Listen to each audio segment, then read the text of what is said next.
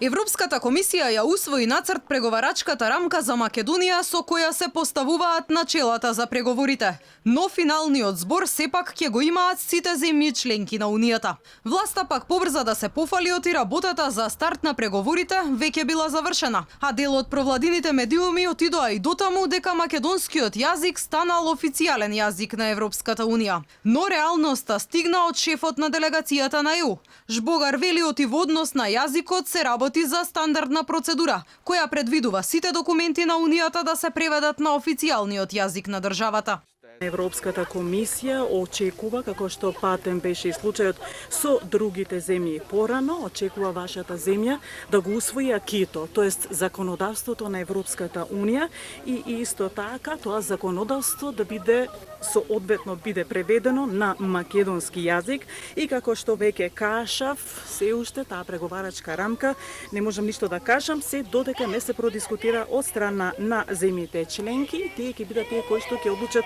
Вице-премиерот Бујар Османи призна отистанувало збор за нацрт документ, а конечниот процес на усогласување кај земјите членки очекувал да заврши дури на есен. И секоја земја членка ќе нападне некој збор, реченица, став, поглавје, параграф и така натаму и ќе се обиде да се ги додаде своите национални позиции, за на крај со консензус евентуално да се прифатат сите тие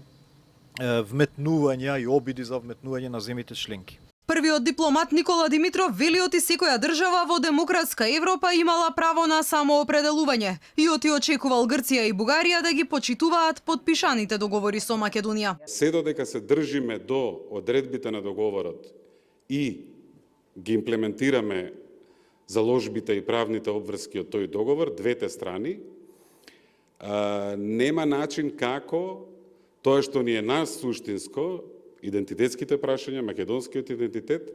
на било каков начин да биде во судир со европските вредности и европската кауза. За познавачите, брзањето на владата да се пофали со наводно отпочнување на преговорите со Унијата е само предизборен спин. Поранешниот вице-премиер за Европска Унија Васко Наумовски вели оти не треба да се претерува со оптимизам, особено поради фактот што самиот филтер на документот кај земјите членки на Унијата може да трае со месеци. Некои од државите членки и од нашето соседство веќе имаат одредени забелешки на самиот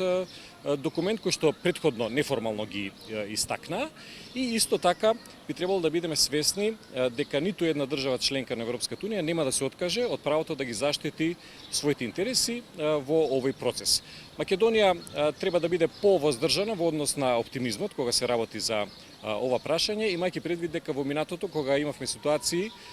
кога надежите лажно се